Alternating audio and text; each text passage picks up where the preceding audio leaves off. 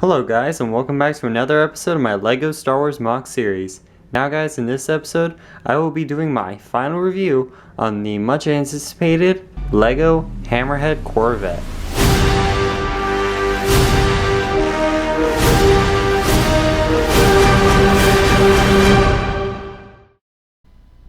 This ship was used to expand upon the early Rebel fleet used to combat the Imperial Navy. While it is relatively light in weaponry, it provided a much-needed expansion upon the Rebellion fleet back when it only consisted of a few small cruisers.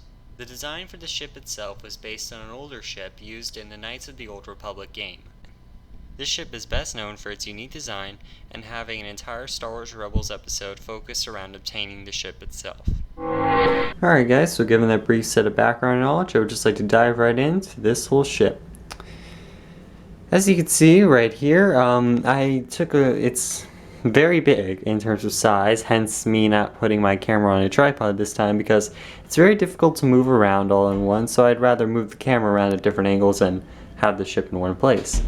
It's very large, mainly because I wanted to keep it to scale with the Tantive 4 set, so I could have kind of some rebel fleet shots in any videos I wanted to do, but also because I just wanted it to be to scale with other LEGO Star Wars sets. As some of you may know, if you've kept up with the building process of this ship, I did purchase the LEGO Star Wars Assault on Hoth set to get a good amount of pieces for this ship. Pieces include the white paneling along here, the white paneling along the back. I even purchased some tube-like pieces for the engines in the back. One of the main things I was going for with this ship is to give it a stable structure. It generally holds together pretty well in terms of its internal skeleton. You guys can look into that by going into the earlier episodes of this series. And I really wanted to give it attention to detail. You can notice all the certain markings on the front, including the bridge, especially the back with all the curves. And yeah, this is definitely one of the more ships that I'm most proud of. So let's dive into the design. Starting off with the back, I kept it fairly simple. I used a triangular prism to make up the base of the engines. You can see the main engine down here with some red coloring in the bottom right here with a gray front. And you have this little gray line lined up in front, but I don't think it really stands out too much. I believe it is also part of the design of the ship. I also have this stand right here, which I wanted to point out because this ship isn't balanced very well, and you can't really incorporate much landing gear into a circular tube in the back. So not much landing gear in terms of that, but yeah. So it holds up pretty well with the stand. But anyway, back here I kept the engines relatively light in terms of color, which is a simple 2x2 round translucent yellow piece. As you can see in back, we have this big black block right here. It's a big part of the design aspect in terms of the back of the ship. Two more engines along here. I'll give you guys a good look at that. With the white panels circling the tube aspect, or the cylinder engine. They're facing two different directions, as you can see right here. Paneling. Oh yeah. So up here, we have some designs incorporated in the back. I kind of gave it a rounded off back feature right here. Some smooth paneling in back as well as a main base kind of standing upwards, leading up to the main engines. Or not the main engines, the main turret. I'm going to go into the turret later with a later segment. But as you can see, we have the weapons stand right here, as well as the airlock right here. It doesn't actually serve any purpose, it's just mostly empty space in there, but I think it did turn out pretty good in terms of proportion with the rest of the ship. Moving on, you can kind of see underneath we have some more rounded off features. And you can see there's a lot of Technic pieces holding this ship together, as well as some other features that I'm going to be showing later on. And we have some more rounded off features right here. This entire side segment can come off all at once. It all detaches into one simple piece. And I really wanted to incorporate like slope pieces as opposed to, you know, more rounded off pieces, because one, there aren't any rounded off pieces that are big enough, and two, I just think it looks better. It gives it kind of more brick built aspect, which I like a lot. So yeah, that's that right there. You got a gray stripe in front, a main black segment right here and here, and you know, more two pieces in front. And finally, what everyone's looking at in terms of the ship, the main cockpit, or the bridge. And the bridge turned out very good. I'm very happy with how it turned out.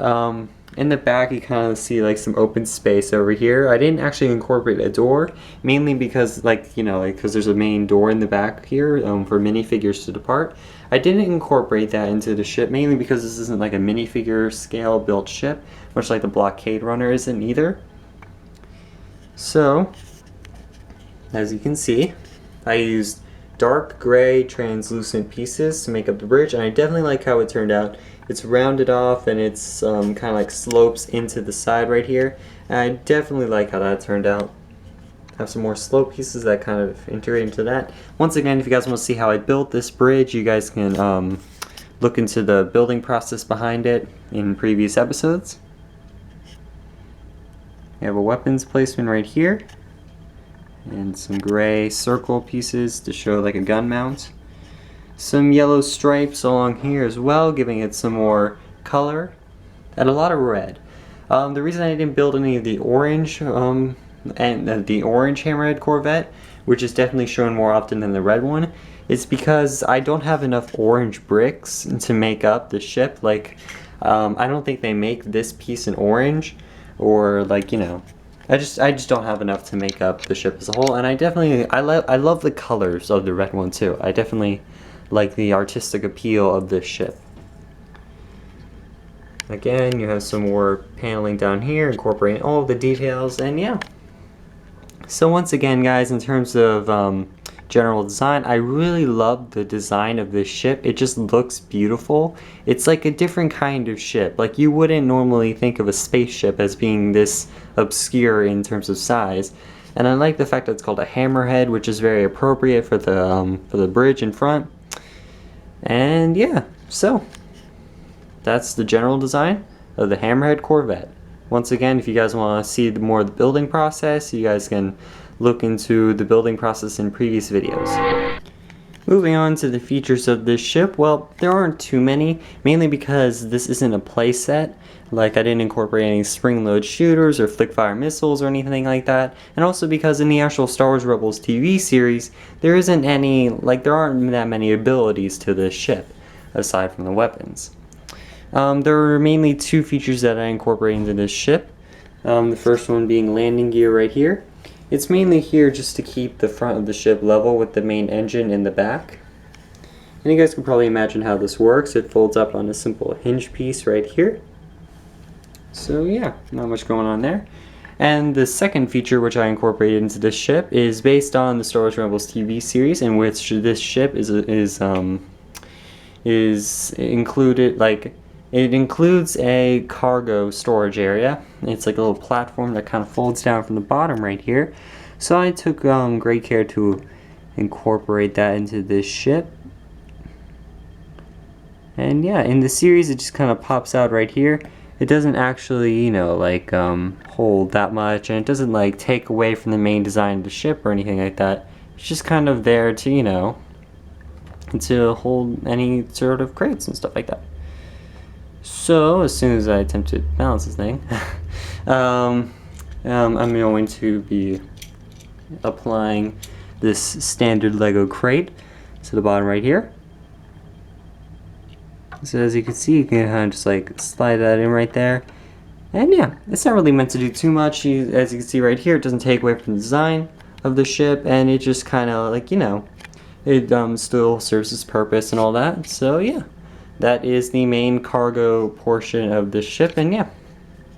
So those are the features to the Hammerhead Corvette. Moving on, finally, we have the weapons of this ship. Now, I kind of already showed them off, but I'm going to show them off again.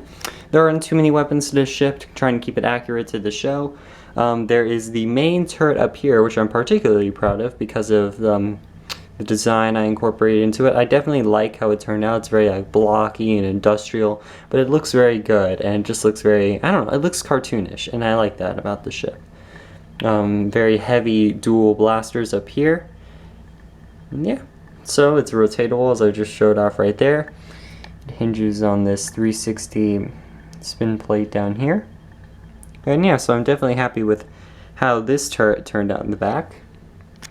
And moving up, we have the bridge turrets right here, again with the dual blasters, much longer and, you know, simpler than the other one. And yeah, so it kind of just rotates up and down. It can go on a full 360 if you wanted to. But yeah, that is the turrets to the front. And that is basically completing the weapons assessment of this ship. There aren't too many, but then again, it would kind of take away from the design of the ship if there were a lot of weapons on it. So yeah, I definitely like how it kind of keeps the weapons small, like in terms of how many there are. And yeah, so those are the weapons of the Hammerhead Corvette. So yeah guys, to say the very least, I am extremely proud of how this ship turned out. I definitely put a lot of work and time into it. I also spent a lot of money trying to get the parts for this ship, but don't worry, I didn't use only like the parts for the ship on I didn't use the Lego Star Wars Assault on Hoth set only for the ship. You're going to be finding pieces for the Assault on Hoth set used in other mocks in the future. But yeah, moving on to the ship, I'm definitely very happy with how it turned out. I think it is one of my, if not the best, mock that I've made to date. Let me know what you guys think down below if this is one of your favorites that I've made. I don't think I've seen anyone else make a Lego Hammerhead Corvette on YouTube aside from, I did see this one, but it was like a much scaled down version. Like I think it was like a program on the computer that allows you to design your own sets, but I don't think it was actually physically made, and therefore I think the ship itself was like, would have been about this high and like not very big in terms of built. So I wanted to make it actually in terms of scale in comparison to the Tantive 4 Lego set. And yeah, but I'm very happy with how this turned out. Very unique in its design, very iconic, and I'm definitely happy with how it turned out, especially with all the work I put into it. And yeah, let me know what you guys think down in the comments. I'd love to hear you guys' support and ideas on future mocks that I can make for my Lego Star Wars Rebels series, or just other stuff in the future. And yeah, so let me know what you guys think down in the comments. Please make sure to leave a comment, like, and subscribe. Thank you guys so much for watching and for supporting me throughout this build process.